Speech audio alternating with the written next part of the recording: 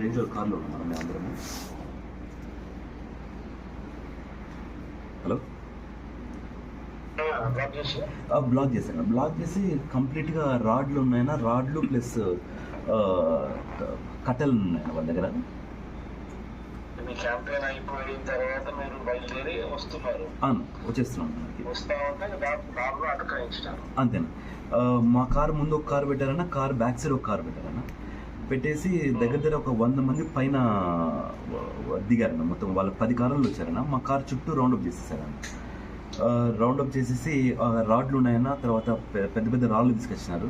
దాని తర్వాత కట్టెలన్నీ తీసుకొచ్చి అద్దాలన్నీ పగలడం స్టార్ట్ చేశారన్న. కారుకు ఫ్రంట్ బ్యాక్ అంతా.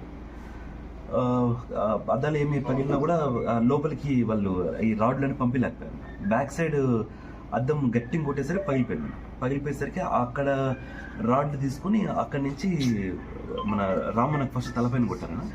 తలపైన కొడితేనే నన్ను తలపైన కొట్టినప్పుడు నేను ఇట్లా ఫ్రంట్కు మూవ్ అయ్యేసరికి నా బ్యాక్ సైడ్ నా భుజం పైన గట్టిగా పడింది.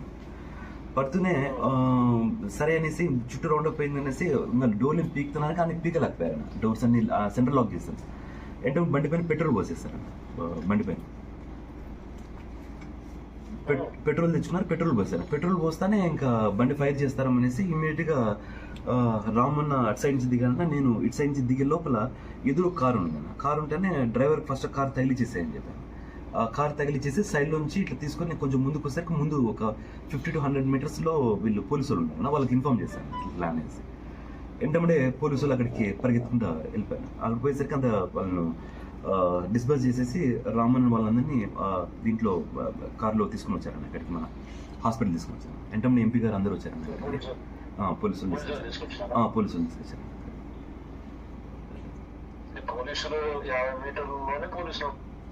అదే జస్ట్ 50 మీటర్స్ అన్న. మేము కార్ తగిలిచ్చేసి ముందుకు తీసుకుని పోయేసరికి అక్కడ ఒక ఎస్ఐ ఉన్నారన్న, ఒక సిఐ ఉన్నారు, ఒక 2-3 పోలీసులు ఉన్నారు. మా బండ్లు చూసి అంత బండి అంతా కంప్లీట్ డ్యామేజ్ చేశారన్న. మొత్తం 4 బండ్లు కంప్లీట్ డ్యామేజ్ అంత.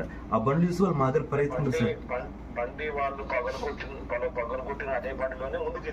ముందుకు అట్లా కొట్టుకుంటూ వచ్చేసాను. వాళ్ళ బండిని కొట్టుకుంటే నేను ముందుకు వచ్చేసాను అన్న. ఎందుకంటే దిగేస్తే మటుకు అక్కడ ఏమైపోతుంది అంటే ప్రాబ్లమ్, మొత్తం అంతా మీద పడతారన్న. పెట్రోల్ పోసాను, పెట్రోల్ కూడా పోసేసారు. అట్లా పోలీసులతో వాళ్ళు పరిగెత్తే ఆడికి వెళ్ళిపోయారు, స్పాట్లోకి వెళ్ళిపోయారు. ఇది కేవలం మనమంతా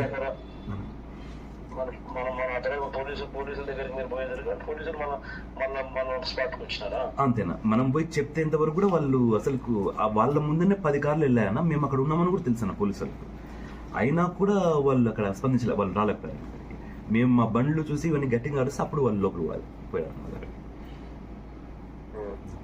సో కేవలం అంతే, మనం స్ట్రాంగ్ ఉన్నామన్నా, గట్టిగా తిరిగి చేస్తున్నాము అందరం అనేసి ఉద్దేశంతోనే అక్కడ వాళ్ళు కావాల్సిగా వచ్చి అసలు మాకొద్దు, మేము వాళ్ళ అందరితో మాట్లాడేసి కారు ఎక్కువ వచ్చేస్తున్నాము.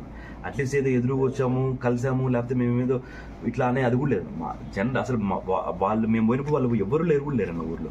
జస్ట్ మేము ఆ ఊర్లో ఉన్నామని చేసి వాంటెడ్గా ప్లాన్గా వచ్చారు. లేకపోతే పెట్రోల్ బాటిల్స్ తీసుకురారు కదా, జస్ట్ వాంటెడ్గా వాళ్ళకి ఓడిపోతాం భయంతో ఇవన్నీ చేద్దాం. ఏం కాదన్నా, మీరు ఉన్నారన్నా, మాకు ఎంతవరకైనా కొట్లాడతామన్నా. మాకు మీరున్నారన్నా, మేము వీఆర్ దేర్ ఫర్ యూ అన్న. ఎనీథింగ్ అన్న, ఇట్లా ఎన్ని జరిగినా వి నెవర్ స్టెప్ బ్యాక్ అన్న. జస్ట్ యువర్ బ్లెస్సింగ్స్ అన్న.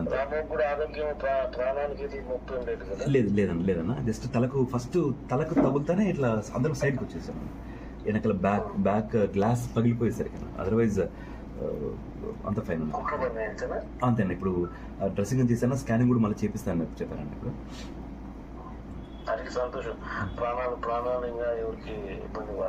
మీకోసం మా ప్రాణాలు ఏమని చేస్తామన్నా. మీరు అంటే మీరు చాలా మంది, మీ బ్లెస్సింగ్స్ మీరంటే మాకు ధైర్యం అన్న. అంతే, మీరుంటే చాలన్నా మాకు ఏ దానికైనా ready to fight with any people అన్న. వీళ్ళు ఏమవుతుందన్న, నథింగ్ అన్న.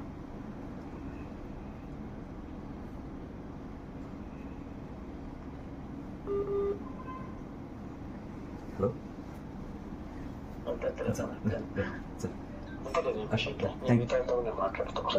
Thank you so much sir.